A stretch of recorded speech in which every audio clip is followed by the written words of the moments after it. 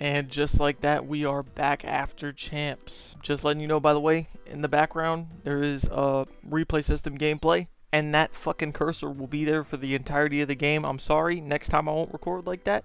I just forgot. And I'm not re-recording this whole 40-minute fucking VOD of a replay system game, okay? You get me? I apologize. Next time I will do better, okay? But today we're going to be talking about the fucking game that just went down. Me personally, I've been taking a couple of days to just like, you know, soak it in a little bit. And I'm not like a crazy big like NRG fan, but I will say I am a very big Americas fan. And if I had to choose a team to win 9 times out of 10, it would be somebody from the Americas. And that is solely because when you see the Americas players prosper, I don't know, it's just, it hits different for me, you know what I mean? Because they're all the players that I watch and I see play every single day. So when you see them playing, it's way different when you know that they have like a trophy under their belt. Or, for example, if you were to look at all the NRG players, Mata has a championship, Scuba has a championship, Sam has a championship, Brock has a championship, Ethan's a 2-time champion, and like all these people will have this on their resume for the rest of their careers. And I think it's just like, it's very good. Like, I just enjoy the fact that when I think about these players now, I know that they're like a world champion. So let's say if I'm watching like a Mata, Scuba, or maybe like a Sam aim like type of video where you're just watching a whole bunch of clips of them having like good aim and stuff like that, and you can finally be like, damn, they're this good at aiming and they're world champions. You know what I mean? Like, you just put it into like a perspective. Sorry, kind of a fourth wall break or whatever. I don't know if the clip's gonna immediately pop up in the video for whenever I record it, but you mean to tell me this Brimstone jumped into a smoke and managed to get 2 with right clicking with a classic? Yo, bro, what the fuck? What is happening in this video? I'm so confused. What is happening in this game? Now, for some of these topics I'm going to talk about in this video, I will save a few for the next like upcoming videos or whatnot. And I'm not gonna like keep it a secret. I'll just tell you what the upcoming videos are. The next video we'll be talking about the crowd and the favoritism of Fnatic at champs. I got a couple of gripes with that because it seemed like they're just honestly half the time playing favorites when it came to like lighting up the arena, or when everybody was cheering, or whenever something crazy would happen. Like, I can understand the fans. The fans are EMEA fans. You get what I'm saying? You can't really control fans, and it makes sense that they're trying to cheer on Fnatic and stuff like that. But I mean, it was even to an extent that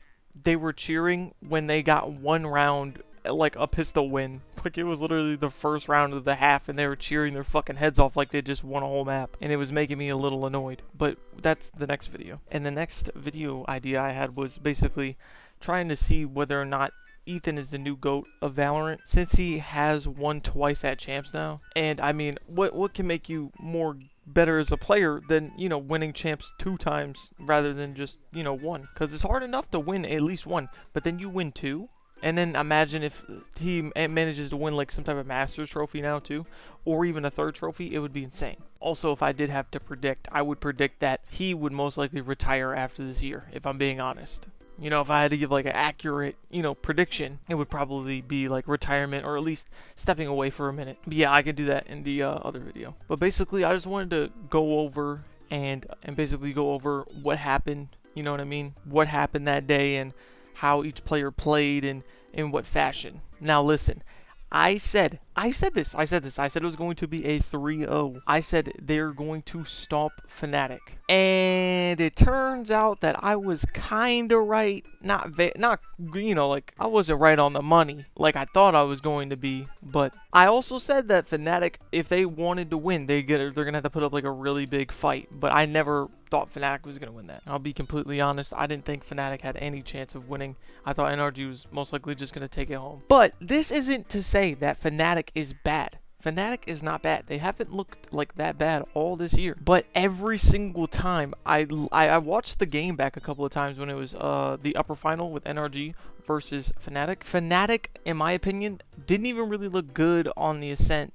And then when they played Abyss, they looked fucking horrible. And I knew that if they played Ascent again, they'd get fucking smacked. But I also did fuck up again, and I did not predict the fact that they would ban Haven and Bind. And I thought that Fnatic were going to get a ban, but since NRG had won the uppers, they got to pick another ban for the final, and Fnatic didn't get to ban any maps. Now, people could also complain, bro, they didn't even get to ban a map. NRG got to ban 2 maps. I mean, that kind of makes sense. You fucking won. You won the upper. What do you want?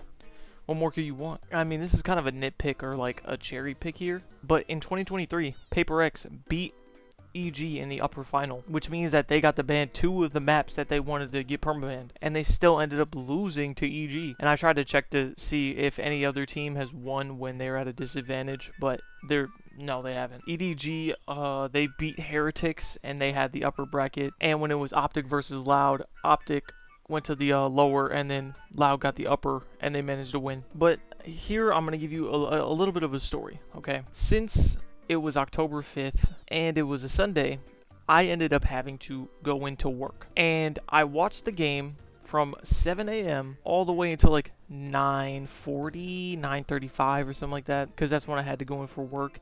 And when I was watching, just to let it be known, these motherfuckers on NRG were absolutely stomping out Fnatic. It was 9-3 half on the first map, 9-3 half on the second map, and 11-1 half on the third map. And I personally thought it was going to be like a little bit more close. I didn't think they'd get like completely shut out, but it turns out that Fnatic really didn't come to play that day. I will say Kayak was playing out of his mind pretty much the entirety of the day, but I was trying to mainly figure out why Fnatic didn't look like the normal type of Fnatic. And I would have to say 9 times out of 10, what was making them not look the same was most likely the Odin spam. And the fact that they had to go through like an Odin and an Op, and then on the other side of the map, they'd have to go up into Sam, and he would have a judge. And I think that was probably what was playing into them not doing as well, because it was like just tilting the fucking shit out of them. Because when you die to an Odin, understand that Brock is spraying you through the wall. You cannot see him. There's nothing more tilting than either not knowing what you're dying to or not knowing how you're dying, or like you can't even like do anything against it. So they probably didn't really know how to like fully counter the Odin, but at the same time they were like trying to figure out a way to stop this motherfucker from just spraying them through the walls. And also another little by the way like tip or whatever the fuck, people will say, oh Brock, just use the Odin to win the championship, blah blah blah. On Abyss, with the first series and in the second series, he could barely even fucking use the Odin. He just rifled the entire time and was still doing good. Now only whenever they started to lose did he pull out the Odin on that last Abyss map, because originally Brock was just rifling, because that was like the main thing that he'd do on that map. He wasn't really pulling out the Odin that much, because it's like long sight lines. You're not going to get that much value out of the Odin as if you were like to use a Phantom or a Vandal. And like while Fnatic weren't looking the best, NRG looked pretty decent. Like they didn't look like insane, but they looked pretty decent. They were hitting their shots, having good calls, having good executes. A lot of the maps, I believe they were hitting the wrong site, like on Corrode and even like occasionally on Lotus. Like they would pretty much try to hit the site that would have the least amount of players on it, right? That's what you want. You want to hit the site that has the least amount of players.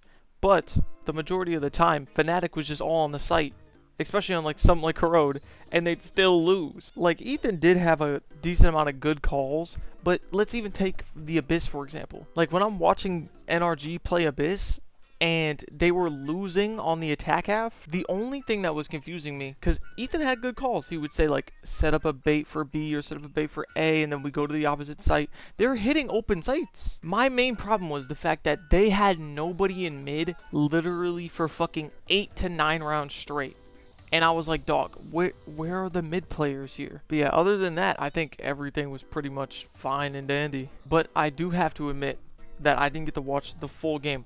Like I said, I was at work literally right before they were about to win the game. I'm thinking to myself, they're up 10-1, they're gonna win the game and it's over. Okay, and I was also like, bro, if they manage to come back, that'll be so fucking dumb. I was like, there's no way in this entire world they're gonna come back and win. Like I said, I don't think Fnatic are bad, but I just think that this wasn't their chance to win. Honestly, they weren't playing like it was their trophy to win. Until I went to work and I came back and it said that it was a fucking 8-hour VOD. I'm like, okay, so what would they like rerun the game or something like that? I literally thought they had like replayed the game and like showed it again on the live stream. And again, I have to admit that I did end up skipping because I was like, bro, they're gonna fucking win regardless. Like honestly, I believe that even if they went down 3-2, it wouldn't be that much of a fucking like surprise. Like this game was supposed to be close in the first place, and if they manage to bring it back, I don't think NRG is going to lose in the end. So I skipped around on Ascent. They ended up losing Ascent. And of course, I actually kind of watched the Abyss fully, like, watch them lose. But then on Sunset, I was like, bro, there's no way they lose on Sunset. No fucking possible chance. And then I skipped forward and I seen it was 7-2, and I just let the rest of the game play out. And I just watched the whole thing. And then they ended up winning. And it's like the only thing I will have to say that has to be a little bit admitted here is, okay, things like the Stinger. G2 was abusing the Stinger and running and gunning with it for like the whole entire year. Everybody was getting mad at it, but they never won anything. So of course, it's not going to be like as highlighted. But then when it comes to Brock with this Odin shit, it's at least going to get nerfed the tiniest bit. It's either like the fire rate is going to get lowered, or they're going to lower the amount of bullets it has by like taking like 100 away, because there's 200 in the reserve and 100 in the clip. Like they got to do something to most likely make it, you know, at least counterable. But yeah, some last closing moments or closing thoughts from the game. I believe that this champs is probably one of the best champs that I've ever seen. The group stages were good, the playoffs were good, they were all like unpredictable at times, like G2 losing, even Paper X losing. Like those are the two people I thought were mainly going to win, and it seems like, you know, the dark horse of DRX was just too overpowered that day, or on those days, and just for like this tournament, they weren't gonna go out without like a fight. You know what I mean? In respect to those guys, they're pretty good players. The only thing I would say that's like my problem with DRX is the fact that they don't play as disciplined or as like smart and coordinated, really. But they are good. Like they do have good protocols. They do have good calls occasionally, and they do play well. Like they have good performances on the majority of their players. Also, I would like to bring up the fact that some of my favorite moments from the NRG vs Fnatic game are the things like Crashy's trying to signal like he was choking, or, you know, trying to, you know, mock NRG for choking the fucking map on Abyss. This is right before the thing like the announcers were saying where Chronicle and Boaster were getting teary-eyed and getting ready to cry and stuff like that. And believe me, there's no problem with crying, especially like you're on stage and it's the last tournament of the year and it's the biggest tournament of the year and you're losing like hard as fuck. But it's the fact that they're getting teary-eyed and then they manage to bring the whole fucking game back, and then they talk shit for another 2 maps straight. And it actually made me infuriated to have to like listen to these motherfuckers shit talk all of NRG, when if I was on NRG, I would be feeling bad. I was like, damn, we're up 11-1 and they're crying on the other side. I'd be like, man, what the fuck? Like, I'm pretty sure NRG stopped standing up and stopped like talking shit to them